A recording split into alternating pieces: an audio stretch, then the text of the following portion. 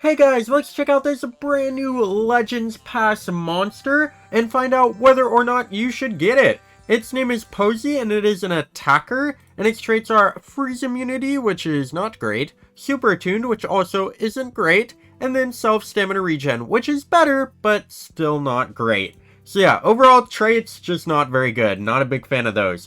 And then its relics are sword and sword, which are actually pretty decent for an attacker, I guess. They're okay relics, pretty good. You can get some pretty good swords. Now let's go on down to the pros and the cons.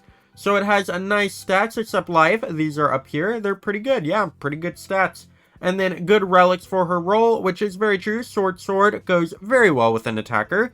And then extra turns and frosted form great synergy. It does have extra turns, which is pretty cool. I do like extra turns. And frosted is pretty strong. And then it can infinitely extra turn chain, which is great until it runs out of stamina. I actually didn't know that. That is incredible. I really like that. And then it has low cooldowns and stamina costs. So yeah, the only problem will be if you go up against a monster with anticipation, you'll just be kind of screwed.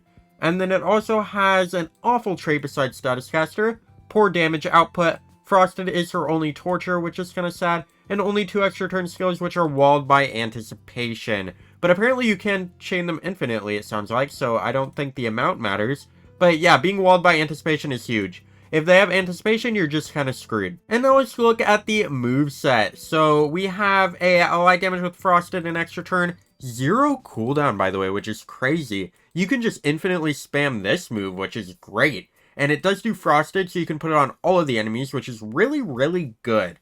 And then he also has a self extra turn with 20 nature damage, which honestly, I don't even know if you should use this. You might just want to use this one. You don't even need a second extra turn move, honestly, because this one has 0 cooldown. That is pretty great. And then he also has a nature damage move. He has an AoE light damage with 0 cooldown. Also an AoE light damage with frosted. That is an AoE frosted, which is pretty good. And then a 40 nature damage with 0 cooldown, and a 40 light damage with frosted. So overall, really low cooldowns. I love the cooldowns. The highest one is 2 cooldown, but that's the only one with that amount. The other ones only either have 1 or 0, which is great. And then these stamina costs are pretty low as well, honestly. This one does cost 52 stamina, which is huge. But the rest are pretty low. Yeah, honestly pretty low. Even the one that has 0 cooldown with an extra turn is only 28 stamina, which isn't a ton. That's pretty great. And the moves that they recommend you use is of course, the frosted extra turn with 0 cooldown, the 45 nature damage single target, and the 20 nature damage extra turn, and the AoE frosted, which honestly I agree with that. Those are all pretty great moves. Those are probably its best moves. They're very basic, and of course frosted is the only status effect, which isn't great, but yeah, they're decent moves, I guess. It could have some uses. And then the recommended runes are either 3 strength, 2 strength, 1 speed, or life or team speed. Which, yeah, honestly, I'd go 2 strength, 1 team speed like I do with all my attackers. So yeah, 2 strength, 1 team speed is probably what I would do.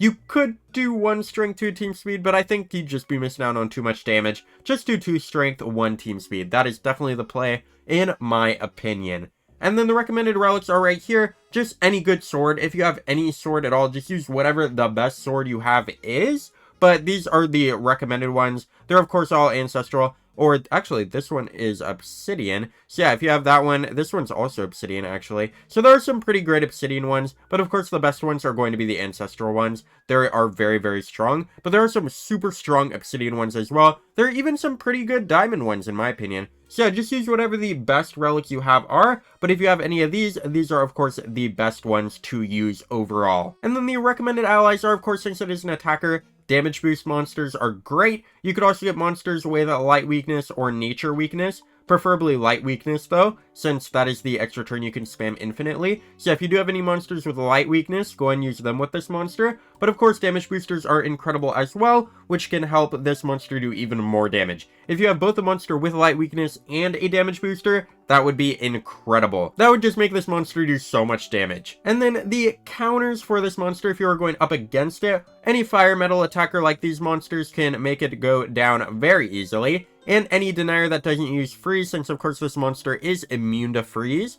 So any other deny can get rid of this monster pretty easily, kind of stop it in its tracks.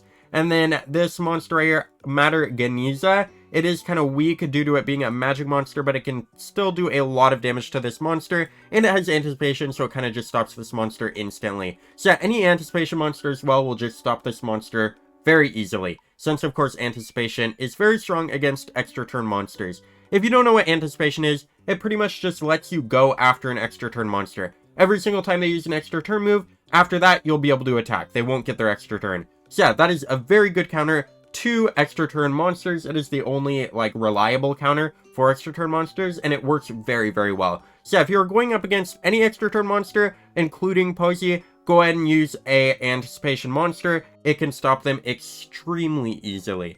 So yeah, in my opinion, Posy, honestly, it's alright. I would definitely not spend money on it, but it is an okay monster, I guess. It's not super strong, it's lacking a lot of things, it does not have any positive or any negative effects, except for Frosted, and I actually don't think it has any positive effects either. Yeah, it doesn't look like it has any, except for the extra turn, which is very sad. But yeah, its ultimate is very good. It has an AoE PER with torture removal, and 2 random tortures per removed, which is great. Its ultimate is really good, but yeah, it doesn't have any of that stuff in any of its normal moves, so yeah, not very great. It just doesn't have many effects in general. The ones it does have are pretty good, but again, it just doesn't have very many of them. So yeah, it won't be able to do much. It can infinitely spam extra turn moves though. I'm a huge fan of extra turn monsters, so if you are, definitely go and get Posy. It does seem pretty decent. Of course, its stats are going to be higher than the average monster because it is in the new era and it is in the new season, so it'll have higher stats than all the monsters in the old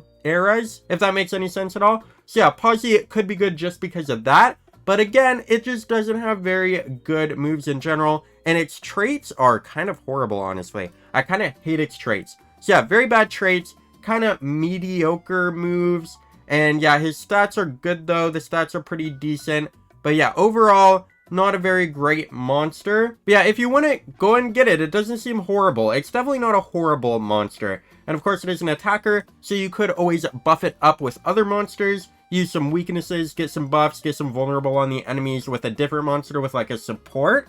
And then you could still do a lot of damage with this monster. And since it can infinitely train extra turn moves, that is pretty great. You can go and just attack forever, which is really, really cool. So yeah, overall, Posy, not the best, but also not the worst. But that is just my opinion. So let me know down in the comments what you guys think of this monster, and if you think it is worth getting out of the new Legends Pass. Honestly, for me, it could go either way. I honestly, if I had to pick between spending money and not spending money, I would obviously not spend money on this monster. It's not worth money, but if you could somehow get it free, which I don't think you can, you could go for it. But honestly, it's not the best monster in the world. But let me know down in the comments what you guys think of Posy. And yeah, I'll see you guys in the next one. Don't forget to like, share, and subscribe for more analysis reviews like this one. And I'll see you guys in the next one. Goodbye.